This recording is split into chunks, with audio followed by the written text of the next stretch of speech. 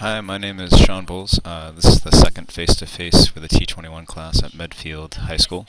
This is the Screencast-O-Matic web tool that Greg introduced us to today. It allows you to actually check out recordings. And I have Neil videotaping me right now. Alright, so it allows you to actually put your presentations up on the screen and talk about them in real time. So students can access them from home. I think it's an extremely useful tool.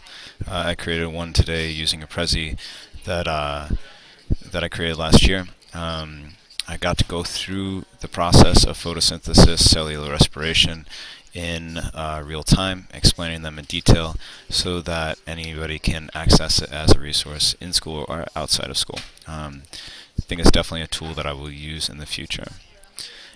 So to go on, I'm going to go on to Diigo next. So next on deck is Diigo. Diigo is a great bookmarking tool. So this is the Diigo toolbar that's up in the right-hand corner right here that I'm highlighting. If we go to the Diigo website, I'm almost positive this will do it. Okay. If we go to my library, Diigo is something I've used in the past for a Web 2.0 class that I've had. So there's a lot of things that I already have in my library, but one of the things that I discovered today was about how to create groups and how to I think it's to how to create links to those groups.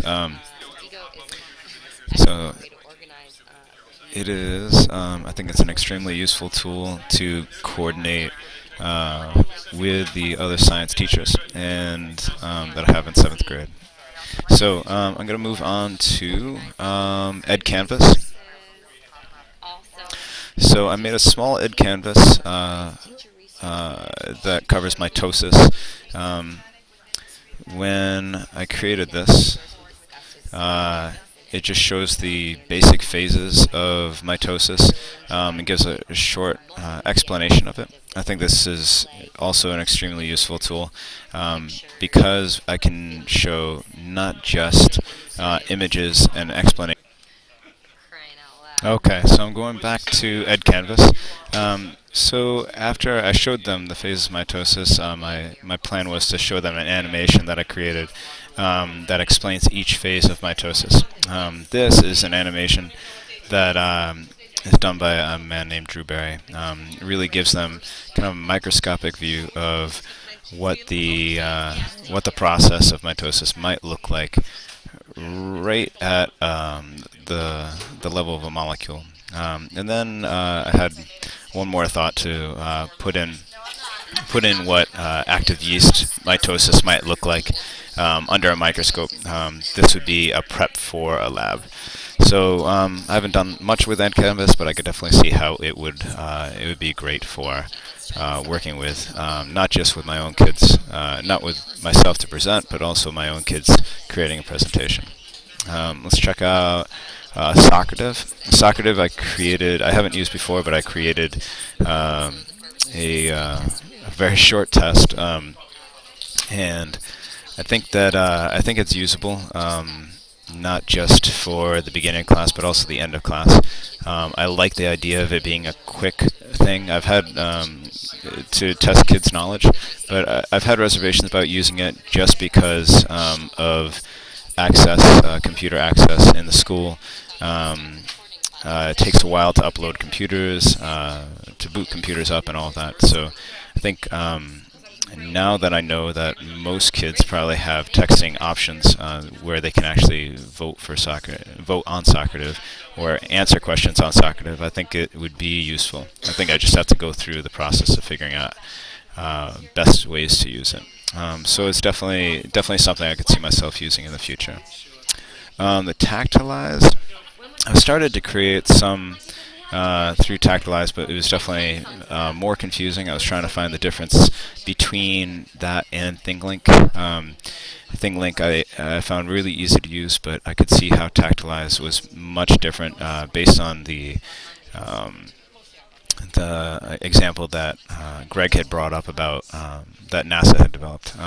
So I think more time with this, it might allow me to use it more better as a presentation tool. I'd have to get my head around it a little bit better though before I'd ask my students to develop something through it. The last thing I'm going to pull up is going to be ThingLink. Okay, so I am back with my last ThingLink. ThingLink, I think, is extremely easy tool to use. I think it would be very easy also for students to use, but I have yet to create a project around it. So I'll show you one of the ThingLinks that I created. I think that this is the most recent. Yeah, it says a month ago. I just took an image of a plant cell, and I put little cursors over certain cell parts that I really wanted to highlight, gave some explanations, one being an image, maybe a closer up image with an explanation of the rough endoplasmic reticulum. Golgi complex is a difficult one for kids to understand, so I wanted to create an animation. I wanted to create an animation there with a short explanation of maybe how there's some interactions with the Golgi complex with rest of the cell parts. So a lot of these I think are just helpful video clips. I used it mainly as an extension for kids, just so they can have more of a, I guess, a visual connection to the cell that's actually a cell like moving around rather than just a solid picture, static picture. So I wanted to create that for that reason, something a little bit more interactive than just a book. So that is it. I really appreciate the opportunity today, Greg. I think that my favorite out of all of them were the the one that I'm using right now, the Screenomatic. I think I got that right. Screenomatic, and Screencast-O-Matic. That's what it is. Okay. Anyway, I'm going to sign off. Thank you again for today, and I very much appreciate it. Look forward to seeing you soon. See you, Kelly. Well, and it's